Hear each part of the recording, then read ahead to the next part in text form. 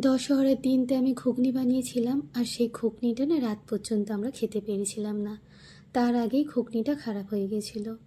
Hello everyone, আমি রিঙ্কু। আমার একটা নিউ অ্যান্ড ফ্রেশ ব্লগে তোমাদের ওয়েলকাম। আর সেদিন ঘুগনিটা খারাপ হয়ে যাওয়ার পর সানার মনটা খুব খারাপ ছিল। আমি সানাকে বলেছিলাম, মন খারাপ করো না, আমি আবার একদিন বানিয়ে দেবো। সেই জন্য আজকে রাত্রিরে ডিনারে বানিয়েছিলাম ঘুগনি আর পরোটা। পরোটাটা কিন্তু আজকে আটারই করেছিলাম।